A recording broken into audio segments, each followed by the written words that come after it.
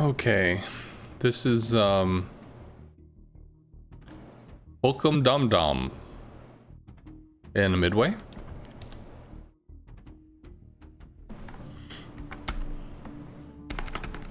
Speed this up a bit. That was a great battle. Cool. So starting out rocket planes. I do like the fighter over on a flank to give information. Fighter airborne.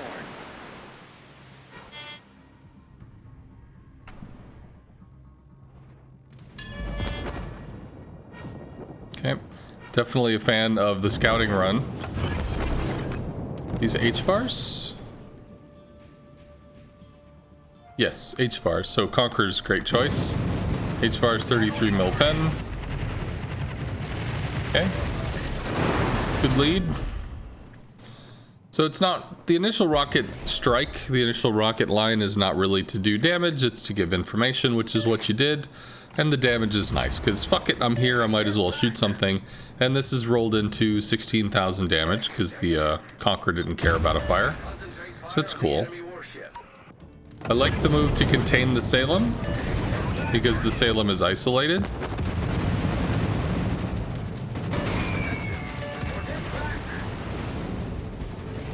Okay. One thing that we need to work on is after the drop on the Salem, as soon as you click, as soon as you drop, you can start turning. You can hard turn using A or D. And in this case, there's a Yamato and an FTG. There's also a Harlem. So really both directions not great because this way you're turning into some long range damage from them, but it's not going to be a lot.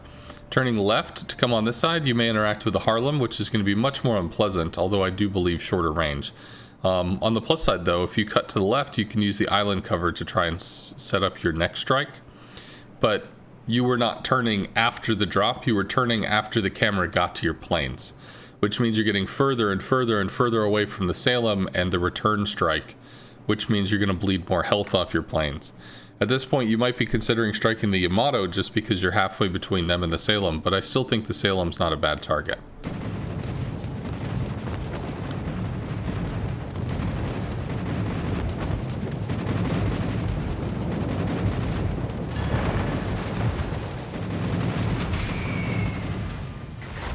Felt a little rushed, but you got 3. 3 out of 6 ain't bad on a cruiser. Torps.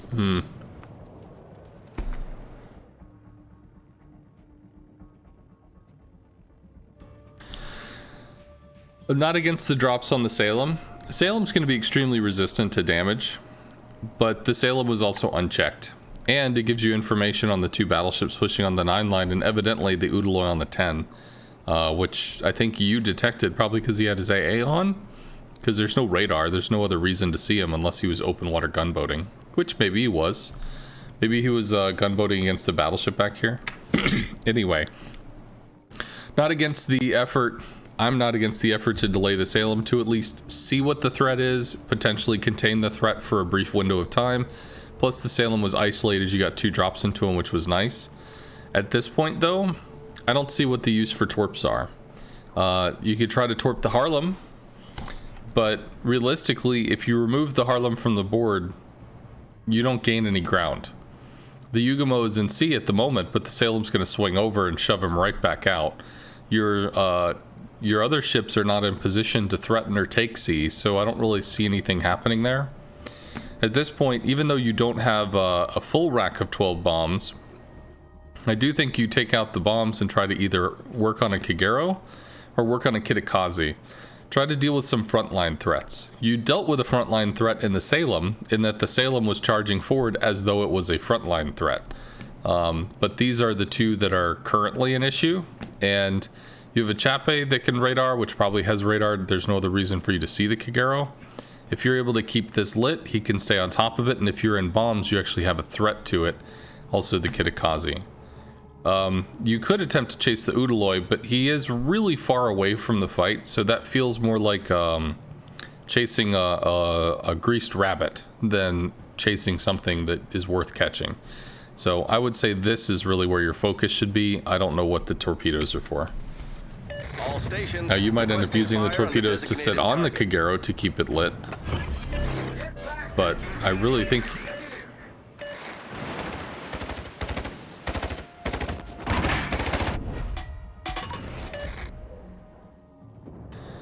So you had two options there. That was interesting. I think you pulled the torps because you wanted to strike the Harlem, but then the Kagero presented itself. Perfectly okay. You turned off on the Kagero. You don't have bomb threat while doing it, but you do have vision threat. Chappie can obviously take shots. Well, what happened? The Immelman gave him a fighter. Okay. What is a fighter in a tier 10 match? 7 planes. If you don't drop and you have, I don't know if you have consumable mod. You don't, do you? You do not. So if you have 9 planes and you pop your heal, you're getting 50% of your heal back, which is 4.5 planes. You could have, if you really wanted to, not dropped, sat on top of the Kagero, taken the fighter, healed through 4.5 planes worth of it. So you would have lost approximately 2 planes off of the fighter, maybe 3. Losing 3 planes to keep the Kagero lit, for the Chappie to keep firing, for the Goliath to keep firing at, I think that was probably going to be the better choice. So, I mean, whatever. You got bombs going out again because you got a full squad, so we'll see where they're going to go. I assume you're going to want to bomb the Harlem. I keep feeling like you're looking at the Harlem, but please remember, a Salem was a hard target to hit because the Salem comes with defensive fire, I think, naturally, and it's got a shitload of healing. A Harlem is a Dutch cruiser. It's not a tier 10, but it's a load of ouch in terms of AA, especially in the close range AA.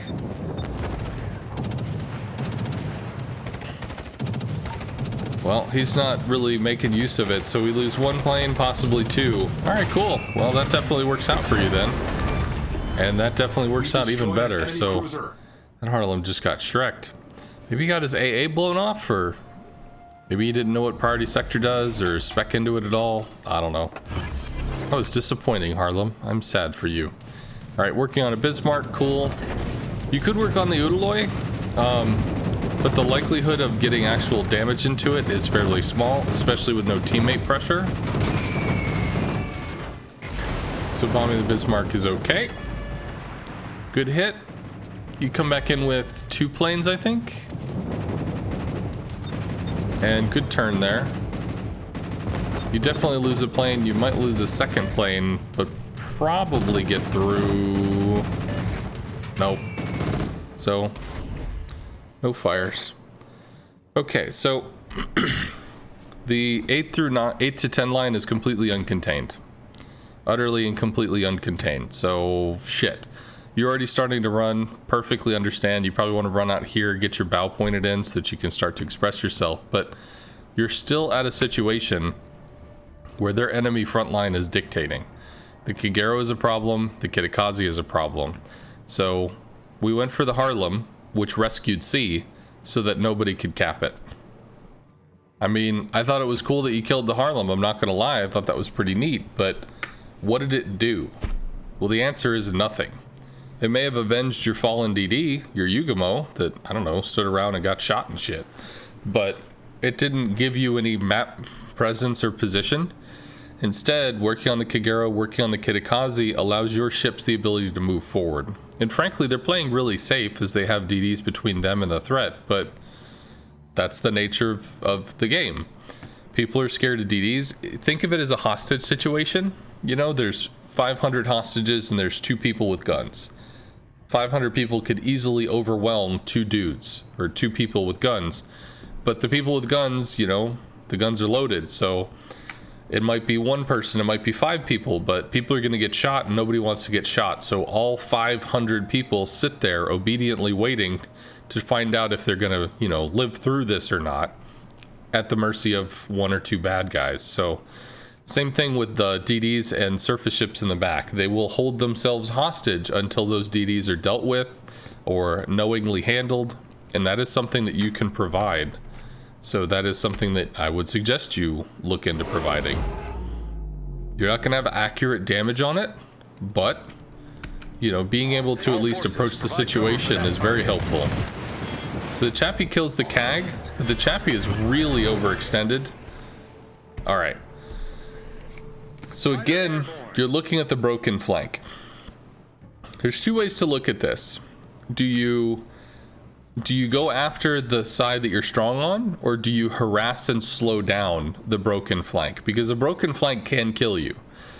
It takes only, 2 minutes for these guys to move from here to here, and then they've got cross shots and all that other shit. These guys are shooting south, these guys are shooting over, battleships get dumpstered, all kinds of bad. But they are not moving. They're trading long-range shots with stuff, probably hitting occasionally, but missing a lot. These guys are holding themselves hostage. And you're not going to be able to stop a Bismarck with a Salem on top of it, a Yamato with an FTG together. Not quickly, if at all, but not quickly. You have to remember, CVs don't often 100-0 things. They don't usually kill it from the beginning all the way down to its death. CVs tend to strike something, inflict some damage, and then, oh look, that ship's damaged. Your friends will shoot it. I really think you need to be looking at torping the Petro, bombing the Conqueror, or doing some kind of interaction with the Kitakazi to get these fuckers in the game. And they're going to be playing off of the frontline cues, and right now your frontline is a Kitakazi.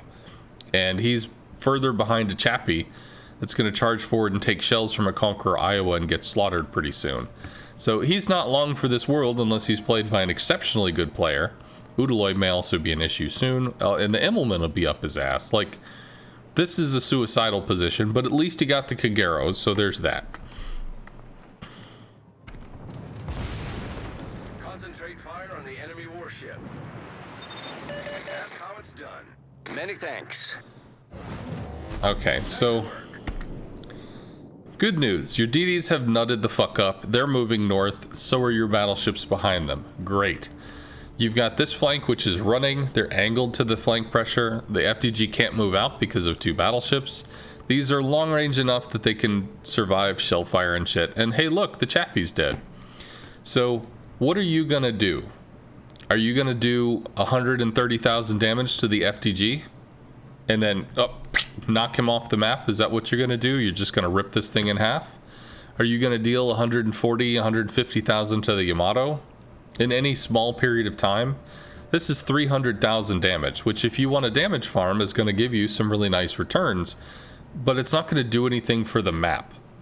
So right now, if you're going to be working over here at the Bismarck, you already hit him before. The Bismarck's at half. They burned some heals.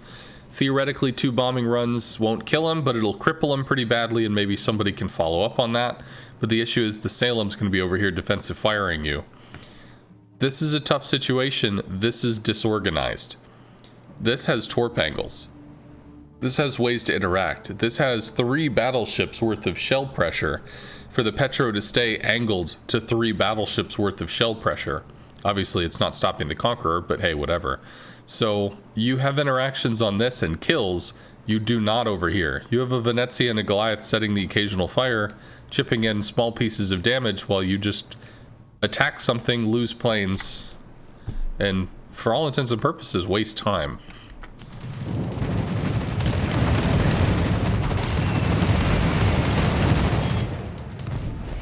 FTG has no, you don't need help over there. You need help over here.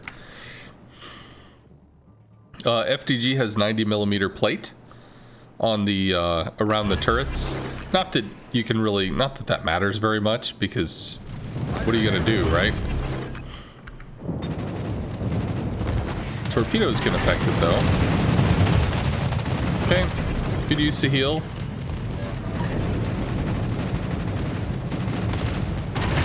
Nice.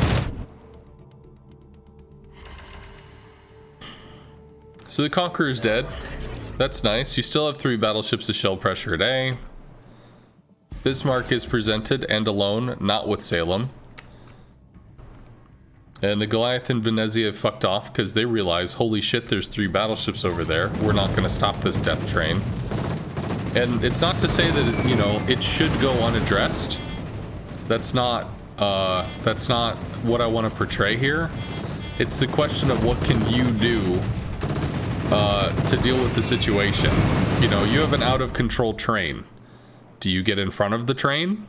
Do you personally try to stop the train like Superman? Okay, if that's what you're gonna do, are you in fact Superman? Because if you're not Superman, you probably just get run over. But it is a noble effort, sir. Okay, so The Petro's still alive, the Iowa's still alive, the Udaloy and Kitakazi are still alive. So because this is up here, the battleships that push to chase them are trapped and out of position. They chase up, but you lose health when you chase, so they're being whittled down. Fuck, they're not landing shells, they're not getting kills, they're not doing anything. Eventually they'll have to come around to try to deal with this. In short, you have to pick a flank to break that has the possibility of breaking. It's not that it was bad to go after the FDG or the Yamato, but the fact that you only had 2 cruisers to half-heartedly do damage to this stuff meant that it wasn't gonna die.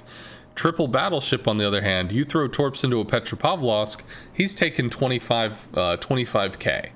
You do it a second time, he's down 50k. Then he's really easy to kill. If he turns to evade your Torps, because he's like, oh shit, that's gonna suck, and catches a shell in the wrong way, then that's potentially another 15, 20, 25k. So definitely go where the interactions are going to get the kills. Don't go where the damage is. And that's not to say you were trying to damage farm, but because I can see... I see you're trying to delay, basically to buy your team time. Which is fine. It's fine to buy your team time, but you also have to remember that time doesn't result in wins. In this case, kills do. So you have to go where the kills are. Sasha with 49 health. 2 rack Torps into an FTG should get a kill, but he's probably dead. Cool. So now you're on top of the Yamato.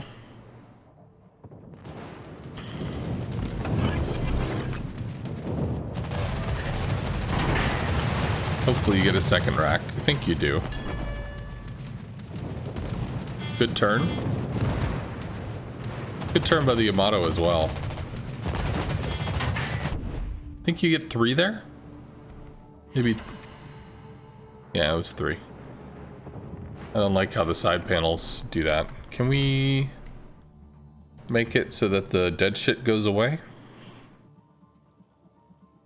Is that a thing we can do or no? Show killed. There we go.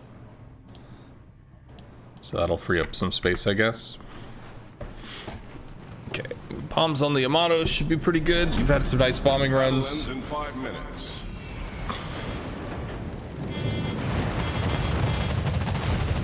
Cool.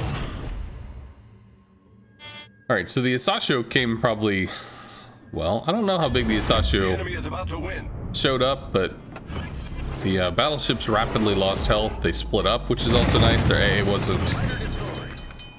wasn't overlaid.